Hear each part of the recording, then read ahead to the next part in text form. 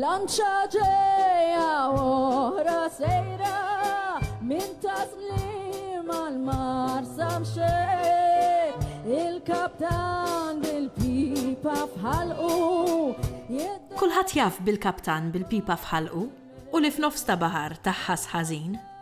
Partijiet mill-lirika tal-kanzunetta Lanċa ġejja oħra sejra daħlu fl-idjoma popolari tagħna filwaqt li l-kanzunetta nfisha saret simbolu tal-identità tagħna. Speċjalment meta aħna l-Maltin nintalbu nkantaw xi ħaġa bil-sinna barra minn xtutna.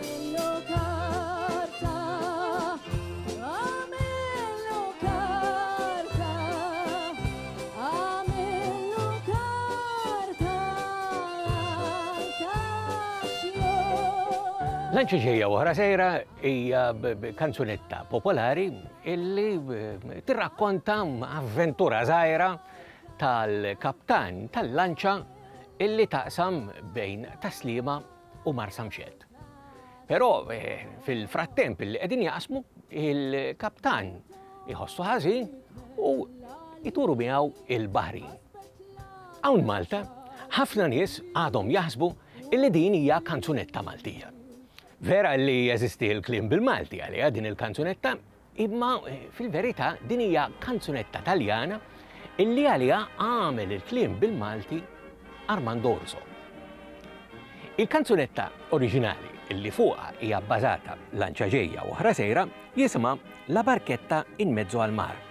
Din hija miktuba minn Enzo Luigi Poletto. U din ħarġet eżattament wara it-tieni gwerra dinjija, jiġifieri għal nofs snin 40. Dina kienet kantata f'żewġ verżjonijiet popolari ferm dak iż-żmien. L-ewwel waħda minnhom kienet interpretata minn Nilla Pizzi u Tony Stella. Kien hemm ukoll verżjoni oħra kantata minn kantant popolari ferm fis-snin 40 u fil-bidu ta' snin 50 l-Italja, illi kien jismu Natalino Otto u l-verżjoni tiegħu kienet akkumpanjata mill-kor Cinque Xuxajn u l-Orkestra Kramer. Dawn naturalment kienu diski tal-faham konna ngħidulhom dak iż-żmien, dawn huma diski 78 RPM bi 78 dawra fil-minuta, illi Armando Orso u oħrajn dilettanti tal-kanzunetta popolari Taljana kienu jakkwistaw u jisimgħu regolarment. Apparti illi dawn il-kanzunetti ta' La barchetta in mezzo al mar kienu anke jindaqqu regolarment fuq Red Fusion. Li ġara huwa illi Armando Orso kellu ħabta jagħmilha din jaqbad kanzunetti popolari ħafna drabi Taljani u jikteb il-kliem għalihom bil-Malti. U mbagħad ikanthom waqt xi wieħed mill-programmi tiegħu fuq Red Fusion, inkluż eventwalment dawk li kien jagħmel flimkien ma' Johnny Catania u Charles Clues tal-Radju Muskettieri.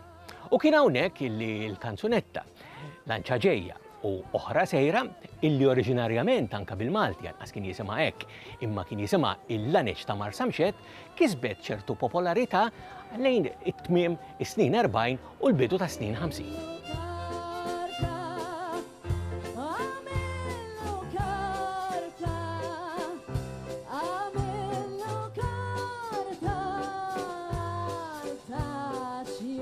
Naħseb illi Lanċa ġejja u oħra sejra hija kanzunetta tant popolari mal Maltin għal 3 raġunijiet.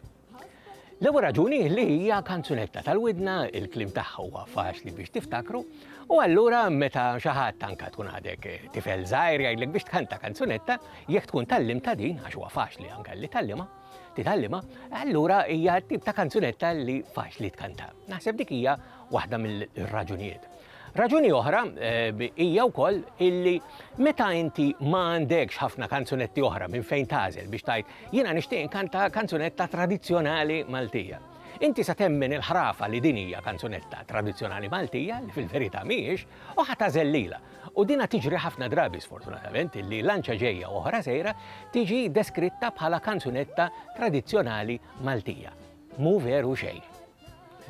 Barra minn dan, però, naħseb li hemm ukoll anke il-varjant illi ddaħħal fiha fis-snin 50 li ma kienx xogħol Armando Urso, imma kien anka nbiċċa inkejja timbix politiku lejn il-Perit Mintoff bil-kaptan bil-Pipa fħalqu illi qed jidderiġi l-bastiment. Il-bastiment huwa il-partit illi kien imexxi u eventwalment il-pajjiż anka meta sar Prim Ministru fis-snin f'nofs is-snin 50. Imma it-timbixa hija li m'hemmx fl-oriġinal ta' għamillu karta l-taxjuħ. Imma anka pereżempju aktar riċenti għal żmienna il-grupp Etnika għamel anka verżjoni tiegħu ta' Lanċa ġejja oħra sejra. Hija xi ħaġa sabiħa li għandna din il-kanzunetta li nistgħu nkantaw bil-Malti, però naħseb illi huwa essenzjali li narfu illi l-mużika u l-melodija tagħha hija bbażata fuq waħda Taljana. Lanċa ġejja oħra sejra min taslim għal-mar samxet il-kaptan bil-pipa fħalqu jidderiġi l-bastiment. Il-Sinna jixtieq jirringrazzja lill-Kunsill Nazzjonali tal-Ilsien Malti u lid-Dipartiment tal-Malti fil-Fakultà tal-Arti l-Università.